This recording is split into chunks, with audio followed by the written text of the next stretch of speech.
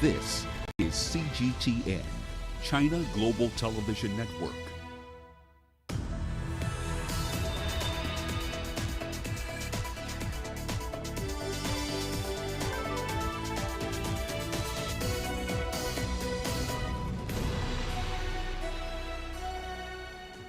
Hello there and welcome to Global Business Africa. We'll be giving you insight into Africa's business and financial markets.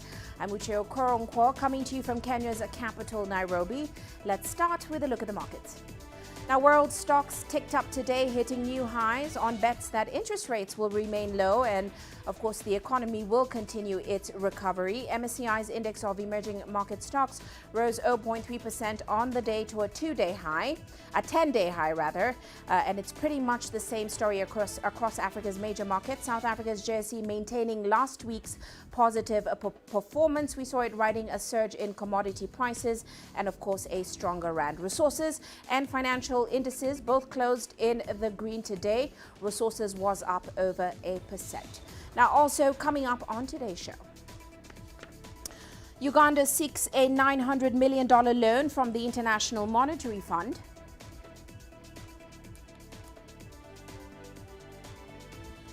We take a look at the highlights of China's first International Consumer Products Expo.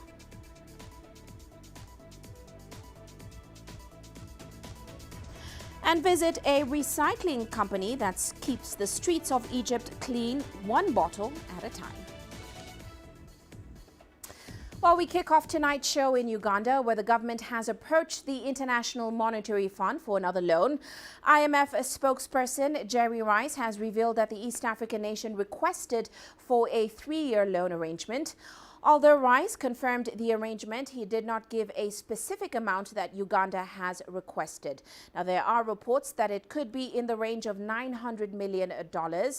Last year, Uganda borrowed about $491.5 million under the Rapid Credit Facility, which is a program that provides access to rapid and concessional financial assistance to low-income nations who are facing urgent balance of payments and needs. Well, let's get some more insight into Uganda's finances. We're now joined by John Walugembe. He is an economic analyst and the executive director of Uganda's Federation of Small and Medium-Sized Enterprises. Great to have you on the show with us today, sir. Now, of course, a recent report by the country's Auditor General already raised some major concerns about the country's growing debt portfolio and, of course, its limited ability to service that debt obligation. In light of this, what has been the response to this new loan arrangement? Thank you very much for having me. There is a concern that the new loan will simply make put the country possibly in a position of debt distress. At the moment, our debt to GDP ratio is close to 47.2%. With this new loan, it's likely that as a country, we are likely to pass the 50% threshold and have a debt to GDP ratio of 51.8%, which is very, very unsustainable. The government says it's necessary because of the negative impact of COVID-19 and the fact that they're not able to mobilize sufficient local resources. But this kind of debt is definitely going to be a huge drag on the economy, and the Auditor General is correct in raising concern about this extra debt. And relatedly, there's the issue of loan absorption. So some of these loans are taken out, but then the absorption is quite poor. So if you look at the $491.5 billion taken out under the Rapid Credit Facility that we just referred to, it was meant to help the government address its balance of payments, help meet a range of social security and health concerns in light of the COVID-19 pandemic.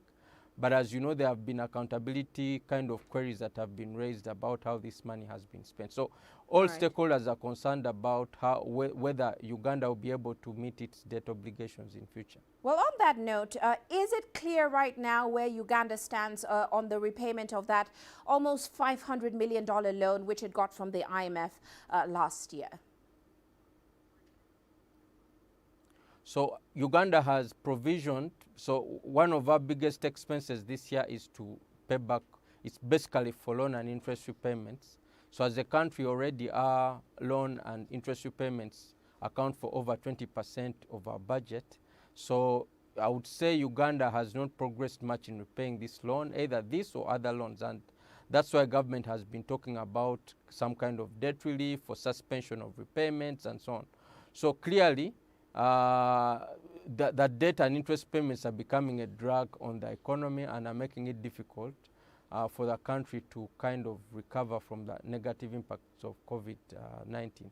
It's tough because Uganda has a very narrow tax base and has a very huge informal sector. So government needs to find ways of broadening the tax base if it's to kind of rein in this kind of borrowing. Right. Well, so far about $1.2 billion has been borrowed from various sources, of course, towards anti-COVID-19 interventions in the country. You work with small and medium enterprises in Uganda. So how have these funds helped in countering the negative economic effects, of course, caused by the pandemic? So part of the intervention that government put in place was a stimulus package.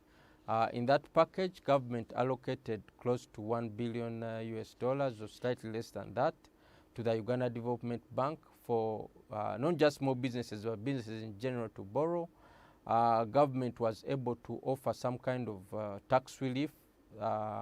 Government was also able to pay domestic arrears. So there's been some attempt by government to pay, to kind of support businesses to recover from the negative impacts of COVID-19, but this has not gone far enough, partly because government is very limited in terms of its fiscal space and the resources at its disposal. So I would say, yes, government has attempted to put in place a stimulus measure, but I would say it's still insufficient. Now, the government does agree with this assessment. The finance minister did say that debt repayments are swallowing up an increasing chunk of the country's public resources, about 20% of overall public spending. He also said they may approach creditors for the suspension of debt repayments. So is it likely we'll see Uganda seeking relief, including under the G20's debt service suspension initiative going forward? So, you're correct. The Minister of Finance has indicated that they seek to approach different creditors for debt relief. It's clear that they can get relief under the G20 debt service suspension initiative, but this does not include private sector lenders, and I think this is very critical. So whereas government can get relief from the G20, and IMF has indicated that the government is not at risk of any kind of external debt distress, there is a risk that some of the private sector lenders particularly may not be keen to offer this kind of relief. Besides, if government is not able to repay loans on time, through this kind of initiative can be a double-edged sword, because creditors can look at it as an unreliable kind of borrower. So I would say Uganda is eligible for this kind of relief, particularly under the G20 debt service relief initiative, suspension initiative rather. However, it has to look at it long term, whether it can look as a reliable borrower long term from other lenders, particularly in the private sector. A concern that many African nations have. Many thanks for your insights. We do have to leave it there. That, of course, is John Walugembe. He is an economic analyst out of Uganda. Well, let's move on now to Nigeria, where civil servants may soon have to contend with pay cuts. That's after the country's finance minister announced that the government was planning to review payrolls to slash the rising expenditure. Well, CGTN's Kelechi Emekalam reports on the implications of this directive. A policy dialogue on the cost of governance in Nigeria's capital, Abuja. Reducing government spending is at the core of conversations here. Government says its expenditure increased to a terrain twice higher than its revenue, and workers' salaries is a target to cut costs. The President has directed that a salaries committee that I chair works together with the head of service and other members of the committee to review the government payroll with a view of cutting down on cost. Nigeria's cost of governance is reported to be one of the most expensive in the world. Among other things, budgets are characterized by repetitive expenditure and inflated costs. The Anti-Corruption Agency, the ICPC, says it's one of the drivers of corruption in the West African nation. For economic watchers, the problem goes beyond civil servants' salaries. We spent over 50% of our internally revenue on frivolities and recurrent expenditures within the government system or in the public sector. The National Assembly comprises of two chambers, the Senate and the House of Representatives, with over 400 members doing what? And they get a budgetary allocation of 150 billion naira per annum. The greed of the political class is what drives this high cost of governance.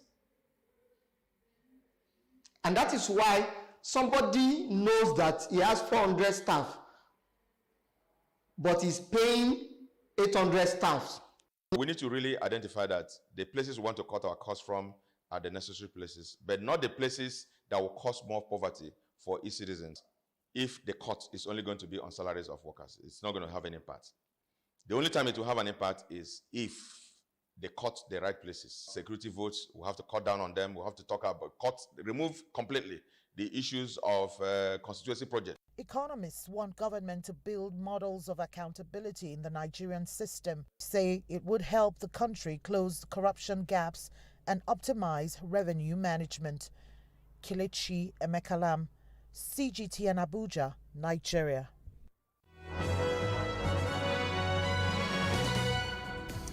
Well, let's now take a look at today's corporate headlines. South Africa's pharmaceutical firm, Clicks, says it is planning to acquire the retail pharmacy business of Pick n Pay, including 25 in-store pharmacies. Now, all staff employed in the pharmacies will transfer from Pick n Pay to Clicks. Clicks also adds that subject to regulatory approval, the sale will not have a material impact on the earnings or financial position of either of the companies. Meanwhile, Nigeria's sugar manufacturer, Dangote Sugar, has posted a revenue of $164.2 million. That's because of an increase in sales volume as well as a turnaround in prices. The company says it increased prices in the first quarter of 2021 to mitigate the challenges of rising inflation and depreciation. And Malaysia's 1MDB and a former unit are suing Deutsche Bank, Coutts and JP Morgan, amongst others. That's in an effort to recover more than $23 billion in losses, which it incurred in its largest corruption scandal. Now, 1MDB and SRC International have filed a combined 22 civil suits against a long list of entities and individuals for various alleged wrongdoings, including fraud and conspiracy to defraud the fund. And BioNTech has revised its vaccine sales to $15.1 billion from the previous $11.9 billion. That follows an increase in orders for the RNA vaccine, which it sells with Pfizer, from countries aiming to spur their inoculation campaigns. The company adds that partners have contracted for about 1.8 billion doses this year and have also started clinching deals for 2022 and beyond. And that's a recap of today's corporate headlines.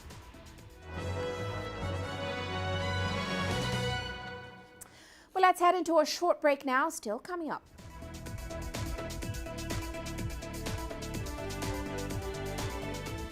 We'll be looking at how logistics companies are navigating their way through the coronavirus pandemic. And mushroom farming becomes a solid source of income in Tanzania. The world economy as we know it is about to change. Global business reports highlight emerging markets, developing countries, and dynamic sectors worldwide. We feature top analysts and newsmakers to provide perspectives on every facet of business. From an on-the-ground perspective, we provide you with balanced and objective assessments. Fast, sharp, and insightful. Global business, only on CGTN. every story starts out like this. Okay. We'll head up now. But beyond the rush of the numbers, there's always a more fundamental question. What happened? Who has been affected? When market-moving decisions are made, who's responsible and why? Let's get some reaction on ground. Joining us in Johannesburg is Uche Okoronkwo. Hello, Nairobi. This is how all stories begin. See how they end. Only on Global Business.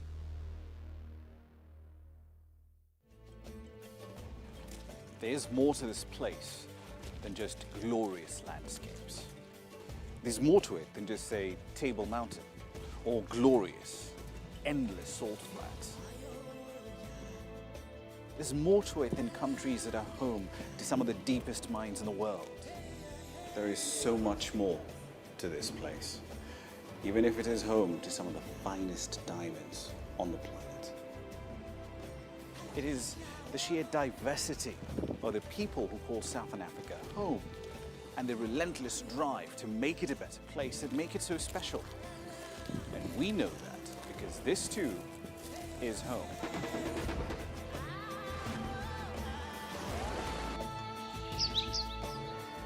No one knows Southern Africa like we do. CGTN, see the difference.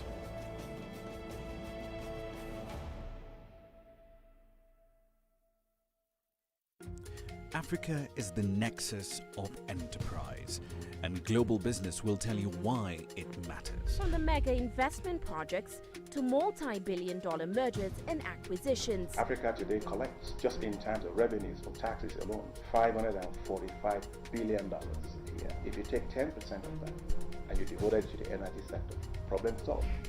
All this on Global Business, weekdays at this time on CGTN.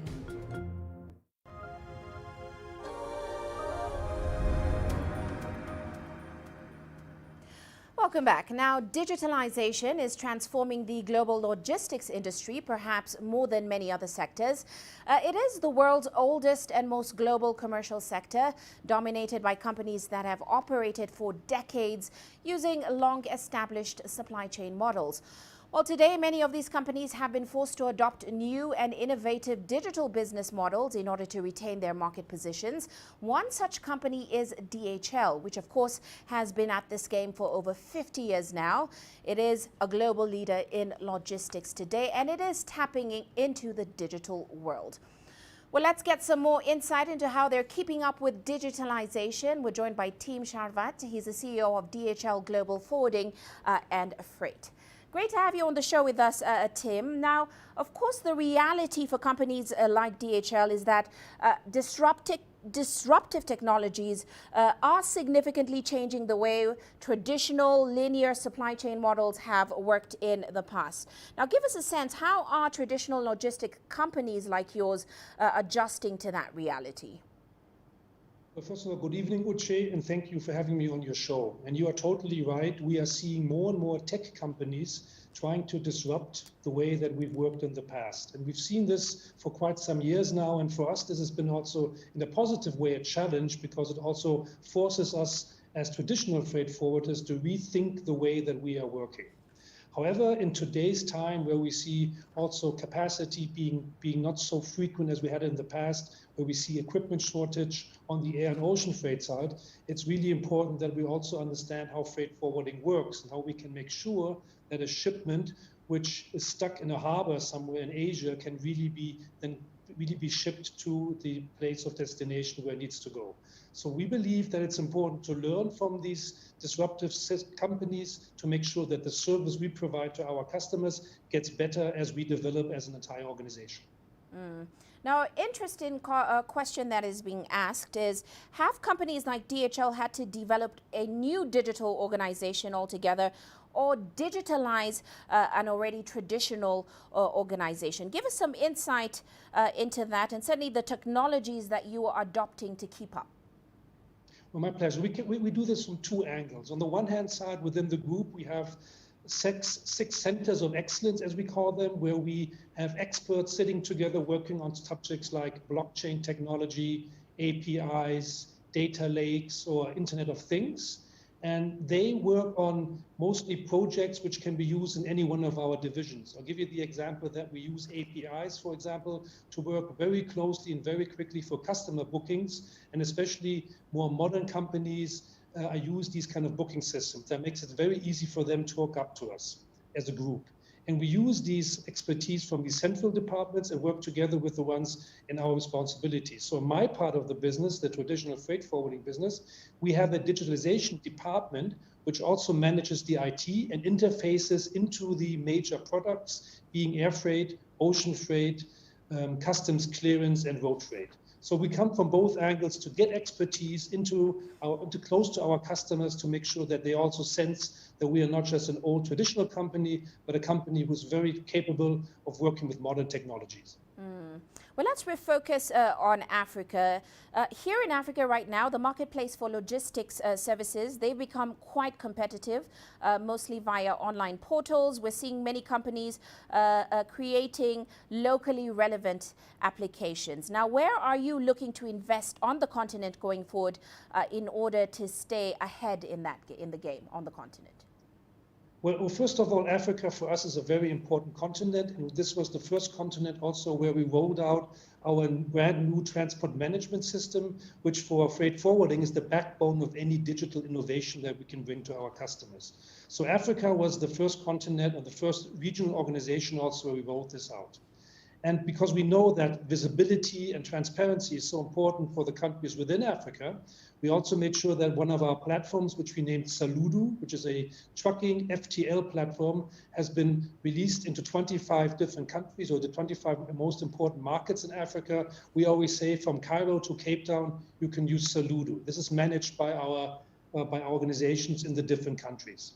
What we also do next to the digital part is that we also try to, with a program which we call Go Trade, is to make sure that smaller companies also get support and understanding how they can export into the world or import out of the world. Because we believe that next to technology, and we believe that next to having great people running our organization, it's also important that we support our customers, maybe future customers, for them to really work in their environment and their economies. Well, we do have to leave it there, but many thanks for your insights, team. We certainly look forward to having you back.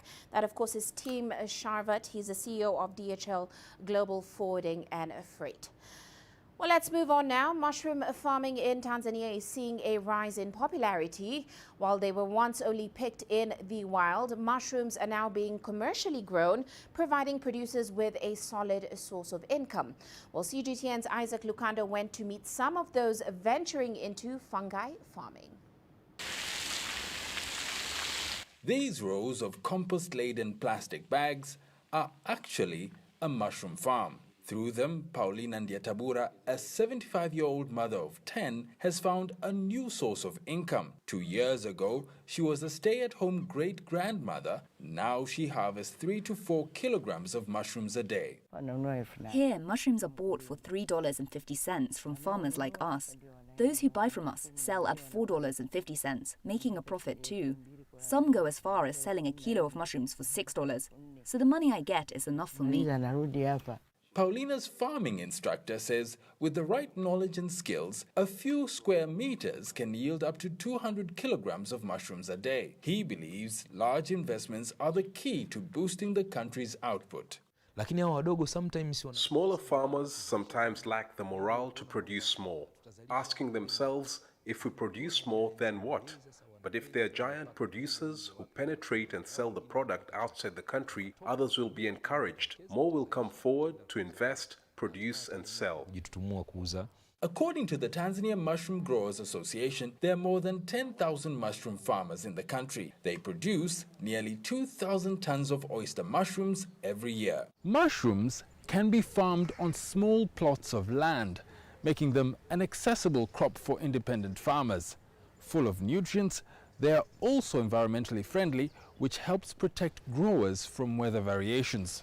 Despite their benefits, mushrooms are not widely eaten in Tanzania, particularly in urban areas. Most people think that mushrooms are eaten by tourists in big hotels, but it's not true.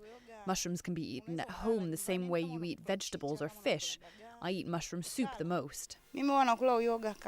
Paulina sells her mushrooms to neighbors and other interested buyers. She believes a larger market will not only bring her more income, but will also attract more farmers into the business. Isaac Lukando, CGTN, Dar es Salaam.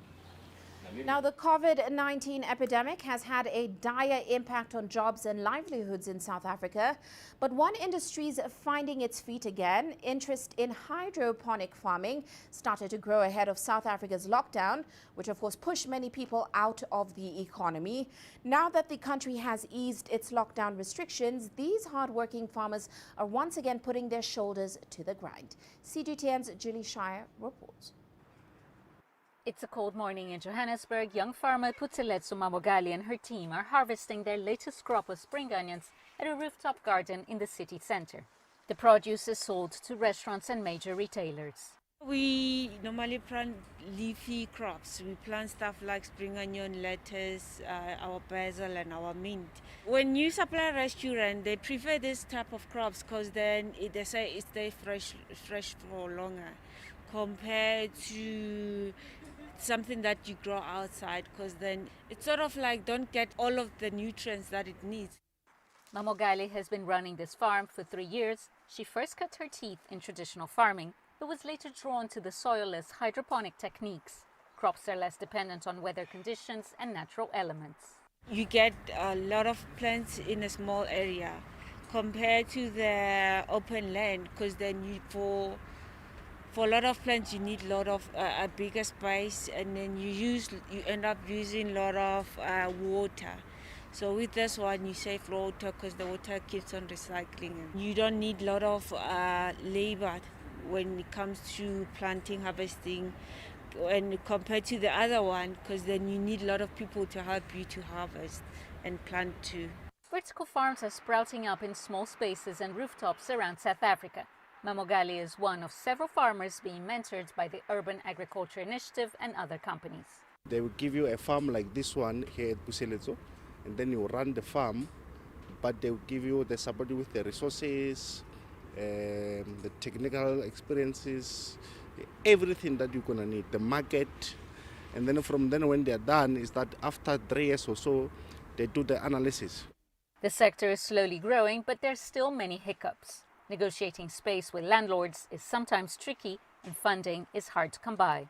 We need more of a support from government and also private entities to just come and open their hands. We build more of those structures, and it's easy and it's vibrant. As you can see now, I can dress as the way I want to, but also enjoying my work. So it was more painted in a picture that this environment is for older people, so not young people. So I think this kind of structures will also change their mindset that this is doable. Hydroponic farming has many advantages. It's an avenue for job creation, especially for young people who bear the brunt of South Africa's unemployment crisis. It cuts out long distances for food transportation and meets demand for food in rapidly burgeoning cities. Julie Shara, CGTN, Johannesburg, South Africa. Now, restaurants, stores and malls in Egypt will close early in a bid to help contain a surge in COVID-19 cases.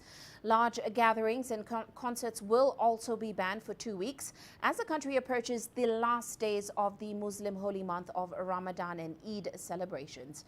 Here's CGTN's Yasser Hakim with more on this report from Cairo. The latest partial closure is a reflection of the steady rise in COVID-19 cases over the last 2 months in the North African state. Authorities have warned Egyptians had been relaxing health precautions lately. We commend the government for this decision. Many places were packed with people either shopping or gatherings at outings and parties during Ramadan have increased. Symptoms of the virus were known and clear to us, but now the symptoms have changed. In a lot of cases, there's no high temperature. The lungs can be infected without the patient feeling it at first, and other symptoms manifest in the digestive system, in the eyes and ears. So it's becoming tricky but dangerous because you do not notice it's a coronavirus infection until it's too late. Though the situation has been worsening, the government had refrained from an all-out closure. This is in a bid to protect its economy from the pandemic-induced slowdown. At the onset of the coronavirus pandemic last year, we adopted a partial closure followed by a full closure and curfew in the first quarter of 2020. This led to a 1.5 economic contraction for the first time since 2011. We are learning from the past experience by adopting only a partial closure for now to have the least effect on the economy. Tourism, a main source of foreign currency, has been hard hit by restrictions imposed to curb the COVID-19 pandemic. That's why hotels and private beaches were exempt from the early closure. But the Tourism Ministry has upgraded health procedures and has been sanitizing hotels, tourist sites and museums. Maintaining a balance between health measures and economic stability is a main factor for the government at this stage. I believe the negative economic effects will be minute during the third wave. The GDP numbers are normal so far.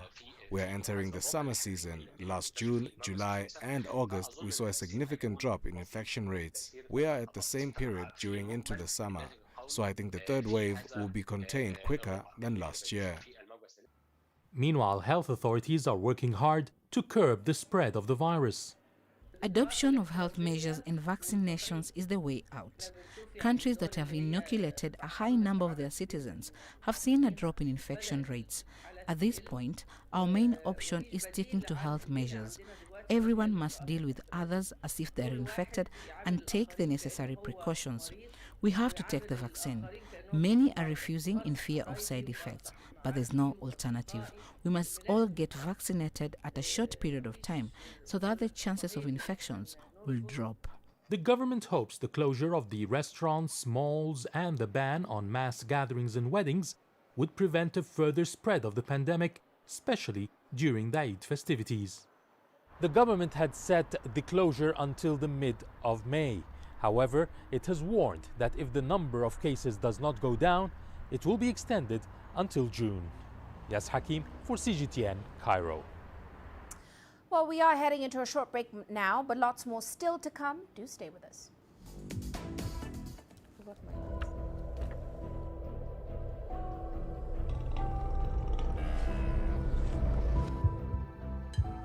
It's just taken me completely out of my depth, but at the same time it's exciting. It's new, it's different, it's a challenge. It's really exciting.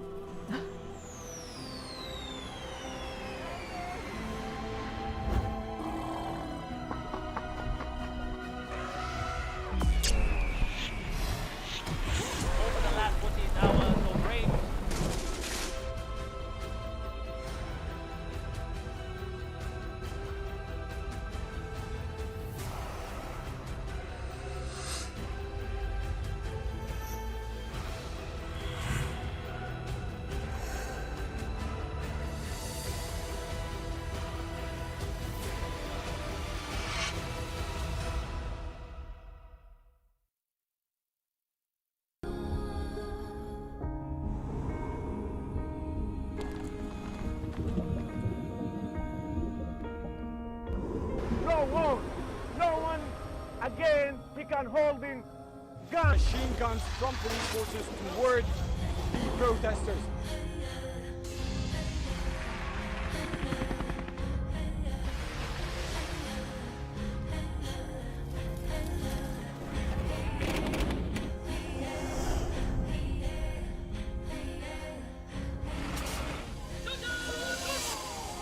Were you worried about your life at that particular time? Not at all. Thank you very much for your time. What is your assessment of the state of the continent today? Africa has the potential to power itself.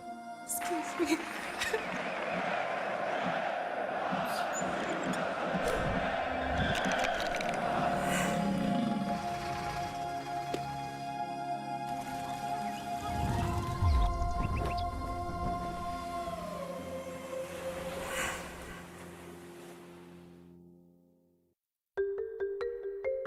How will your world change today? What happens here?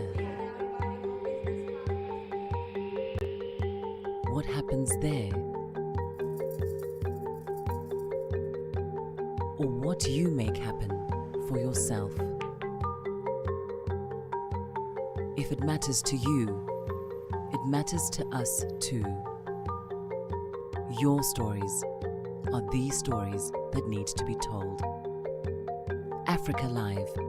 Find your voice. I try to not let it affect me, but there are days when it does. I'm a human being, and to see patients in a hospital bed and their family members are not there, there's no one there to hold their hand, that human touch, you know?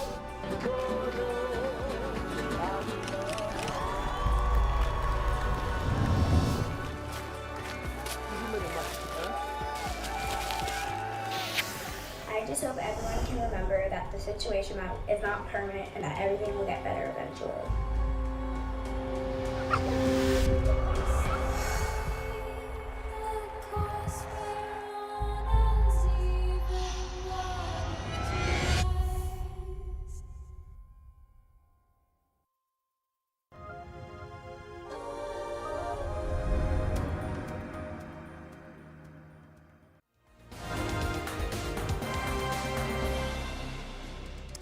Now here's a quick recap of today's top headlines. Heavy rains have hit various parts of Somalia, triggering flash floods in the country. Now Shabelle River burst its banks in Bare and Moiko villages near Jowar, leaving hundreds of people displaced and large plowed farms destroyed. The flooding in Jowar occurred due to open breakages along the river. Since 1990, Somalia has experienced more than 30 climate-related hazards, including 12 droughts and 19 floods. And South Sudan is facing one of the worst food security crises globally. That is according to the Intergovernmental Authority on Development, Food Security and Nutrition Working Group. Now, IGAD's report says an estimated 7.2 million people, which is 60% of the country's population, are expected to face acute food shortages between now and July this year. And 30 people have drowned after an overloaded boat capsized in central Nigeria's Niger state. 5 passengers are still missing, while 65 others have been rescued. Now, the boat ferrying 100 local traders split into 2 after hitting a stump during a windstorm as they were returning from a market. And that's a recap of some of today's top headlines.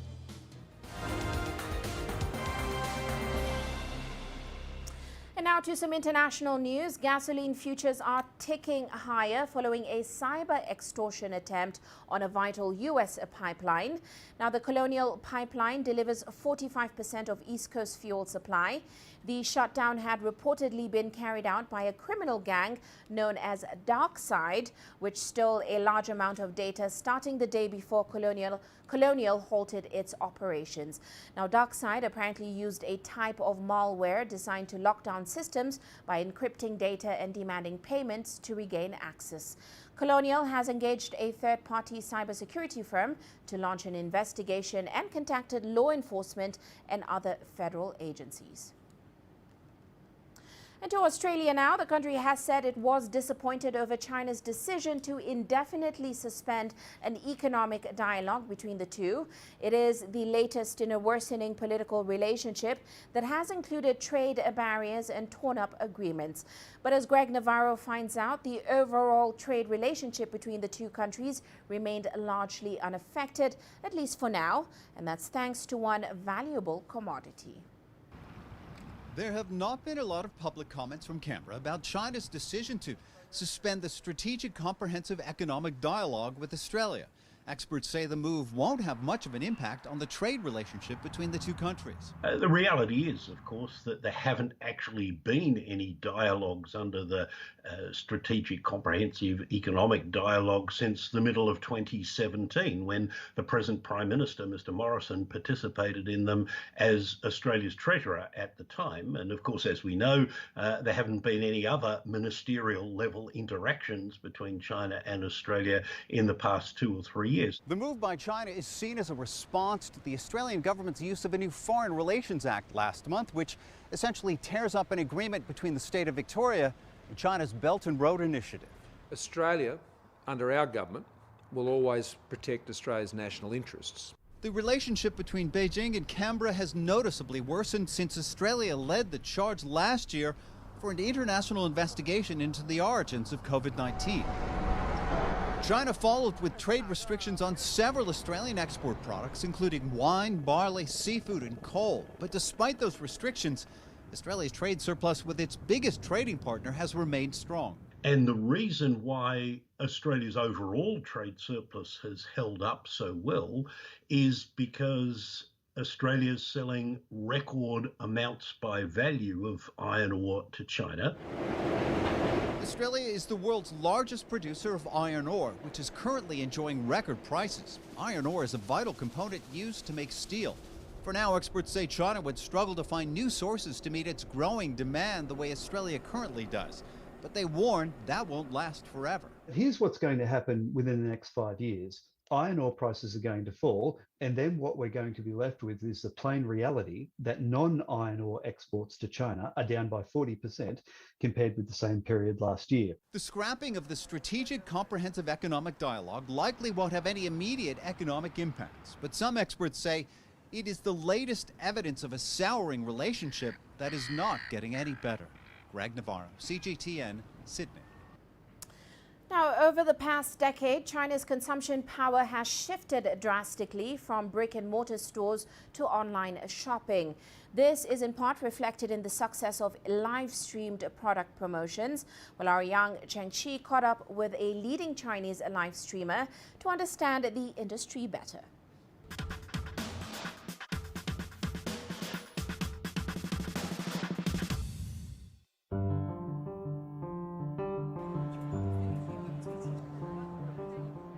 Over there is known online as Via.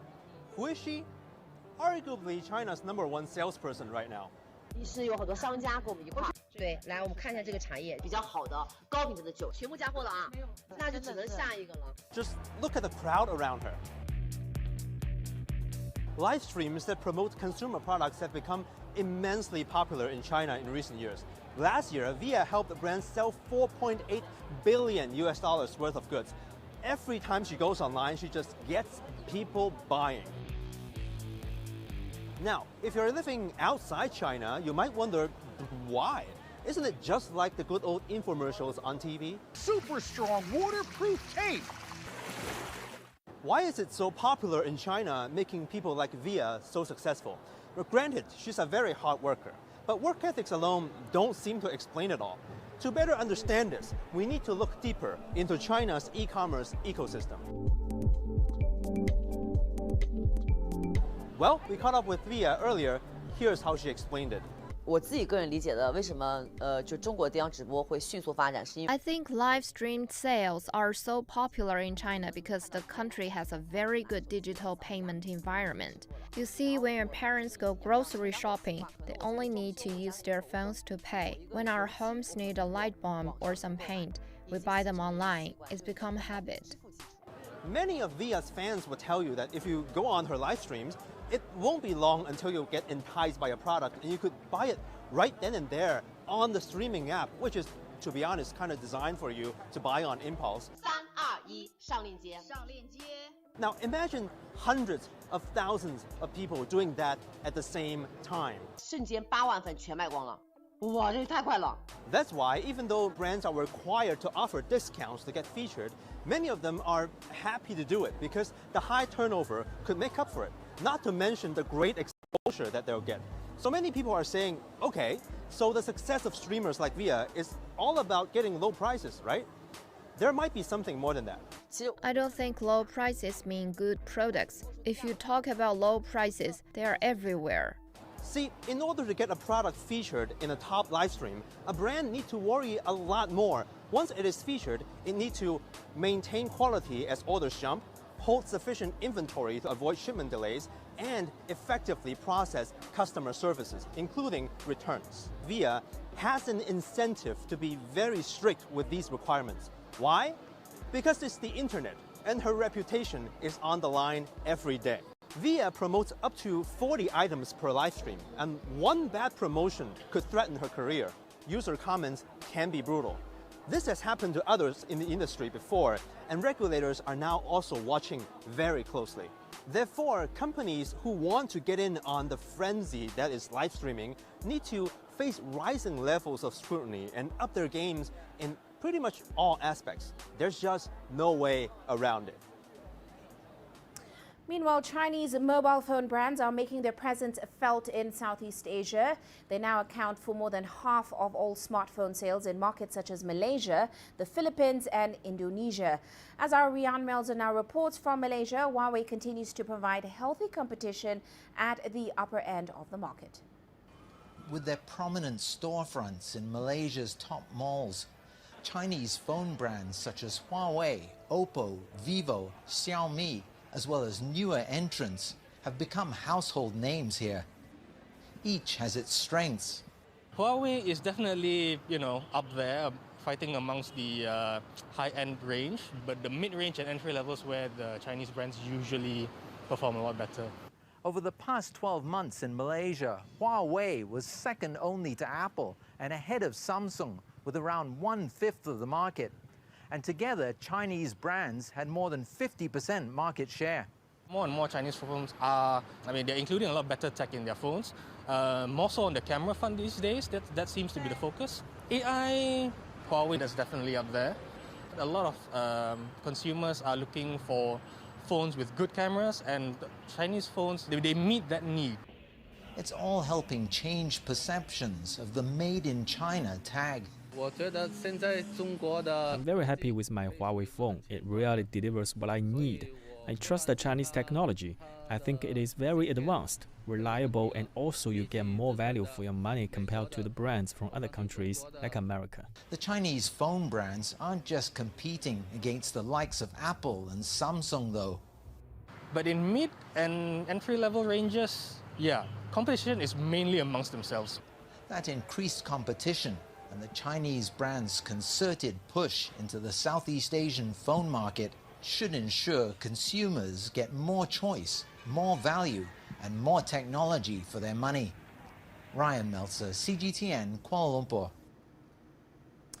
Well, let's move on now and take a look at commodity markets today. Crude prices rising, and of course all eyes were on the US after a major cyber attack forced the shutdown of critical fuel supply pipelines. That of course highlighted the fragility of the US oil infrastructure. Meanwhile, gold prices inching higher today to trade near a 3-month peak.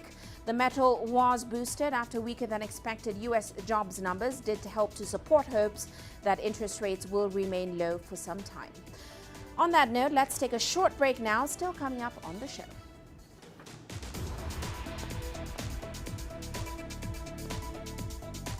This recycling company keeps the streets of Egypt clean, one bottle at a time.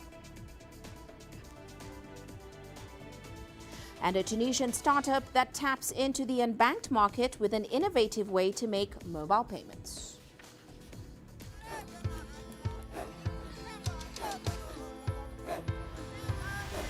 Africa is a continent of diversity, with varied climates and enchanting geography, and a people so distinct, but with a shared enduring spirit.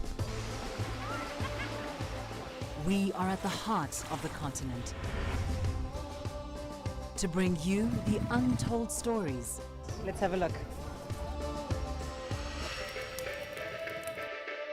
We celebrate Africa as it shapes its own destiny. I've been Tunis, Cairo, Juba, Johannesburg, Ethiopia, Tanzania. Africa Live. Find your voice. Images may appear to be identical, but looks can be deceiving. The difference is not always obvious.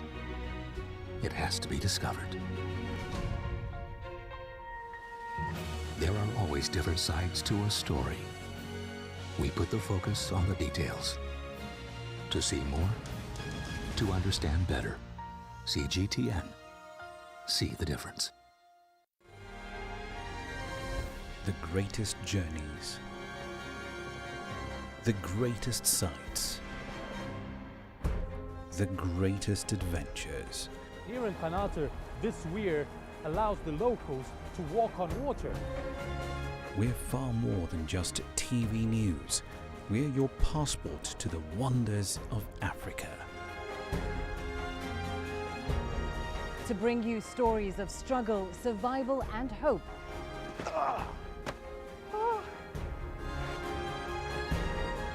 So let's explore.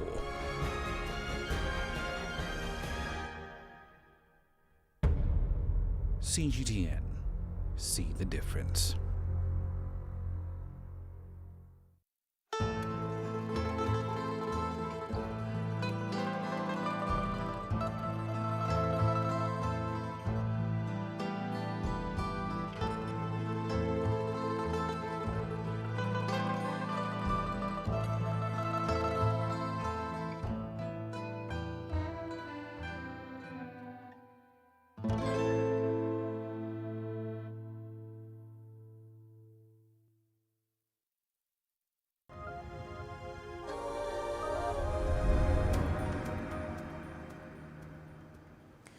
Now, managing a plastic waste has become a challenge across the world. In Africa, Egypt, Nigeria and South Africa are amongst the leading polluters. Now, one way of dealing with the problem of plastic pollution is recycling, which helps, of course, prevent waste ending up in landfills. CGTN's Yasser Kim reports on how one plastic bottle recycling facility is playing its part in improving waste management in Egypt. Established in 2012, Barriq has become the largest plastic waste recycling company in Egypt. It recycles over 1.6 billion bottles per year. They work on polyethylene terephthalate or PET bottles. When we choose PET, we choose the most common material, which is causing the most severe issue globally. PET can last around from 400 to 800 years, which means that each and every bottle that have been ever made, it's still now there in the planet. Our material is being recycled mainly mechanically, where we transfer the PET from bottles to material that is able to be used again as food grade manufacturing. The firm focuses on bottle-to-bottle manufacturing, that is making environmentally friendly bottles from plastic bottle waste. They also produce non-food grade material for textiles and clothes manufacturing. The factory is the only one in the Middle East and North Africa to be certified by the EU, the FDA and Canada, allowing it to export its products worldwide. Experts say the local and international markets have a lot of potential for growth. It was announced that the European market only needs above 1 million tons of the PET, while the available is only 400,000. Egypt's consumption is above 200,000 tons of PET per year. And we are only talking about covering 10% only of this market needs. So it's still there is room for more recyclers to be here in Egypt. The demand is extremely high. However, the main challenge has been finding enough waste material to meet demand. The Egyptian resources are coming from informal sector, where it collects the material from households and then separate it, and then it being sold to recycling facilities. The system is not that efficient, so it causes a lot of leakage to the ocean and causes a lot of problems. Unfortunately, the collection rate is not that high in Egypt, so we have to import material from outside. Experts want to see more recycling facilities built in the country. This will mean less plastic waste and less damage to the environment. Yas Hakim for CGTN, Cairo. Now, in Tunisia, a startup company has launched an innovative service that allows users to carry out financial transactions in the simplest way possible while also reaching the unbanked market. The rollout of the service is expected to revolutionize mobile payments in the country. From Tunis, here's Adnan Ishaushi with the details. It's just a month since a Tunisian company specializing in alternative payment solutions via mobile was given the green light to launch the service that aims to simplify financial transactions in the country. Known as Swerit, the service allows users to carry out financial transactions in the simplest way possible, while allowing in real time the payment and withdrawal of money, the instant transfer of money between two people, and the reimbursement of microcredit maturities. The central bank has granted us the first official approval to conduct financial transactions. The goal is to make payments accessible to everyone, everywhere, and at any time. Swerit is a 100% Tunisian solution that will help carry out a real-time cash deposit or withdrawal, instant money transfer, bills payment, and mobile top-up. It will also allow sports betting and the repayment of microcredit installments. Our objective is to offer the service in all corners of Tunisia. We'll start with 1,000 partner offices and grow this to 2,500 next year and 3,500 in 2022. The service will reach some 200,000 users this year. The launch of Swerit by a private enterprise is part of the government's decashing policy. The new service is expected to revolutionize mobile payment in Tunisia. This rationalization of cash use is part of Tunisia's decashing policy. Startups have the technology to develop mobile payment solutions and to digitize financial services which are much needed by people and economic operators in the country. The governor of the Central Bank of Tunisia has declared that the widespread use of digital payment applications will allow the country to limit the negative impact of lack of access to financial services on the informal economy. Technology experts say electronic payment solutions allow completion of transactions while respecting social distancing during the COVID-19 pandemic. In addition, the spread of dematerialized payments is a lever of digital transformation and an engine of economic recovery in Tunisia. Adnan Shawishi, CGTN, Tunis. And before we leave you today, a quick look at Africa's currencies. South Africa's rand rising to a 16-month peak, and that's after Moody's skipped a sovereign rating review.